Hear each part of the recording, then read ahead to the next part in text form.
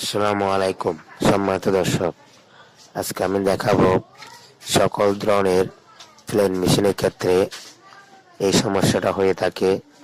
তো এই ধরনের সমস্যায় আমরা প্রতি মুহূর্তে ভুগি রানী অবস্থায়।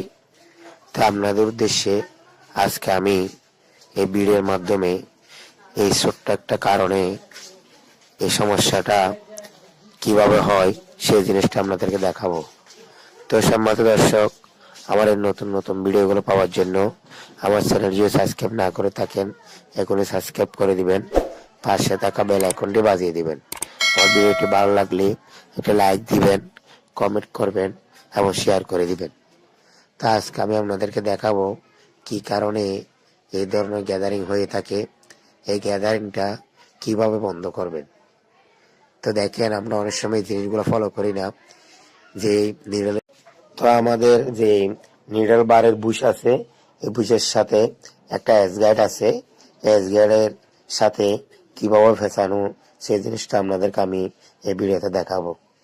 কোনো কারণে এই সুতাটা ফেসকে আছে, তো যদি এস গাইডের সাথে এই সুতাটা ফেসকে থাকে তাহলে এই সুতাটা নিচে এরকম গ্যাদারিং হয়ে যাবে।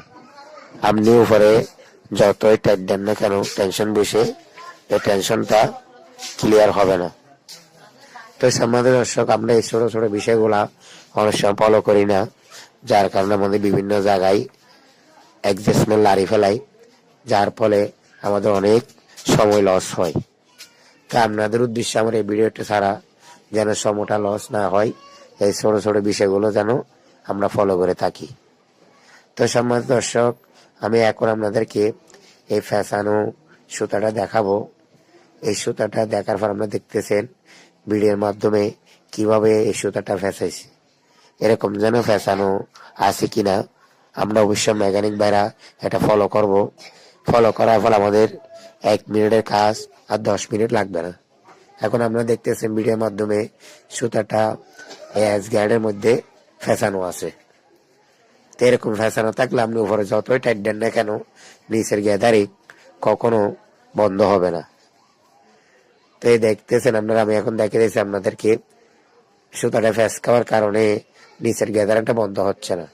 তো আমি যখন ফ্যাসটা খুলে দিছি, এখন সুন্দরভাবে মেশিন চলতেছে, আর কোনো সমস্যা নেই এবং কোনো গ্যাদারিংও নেই।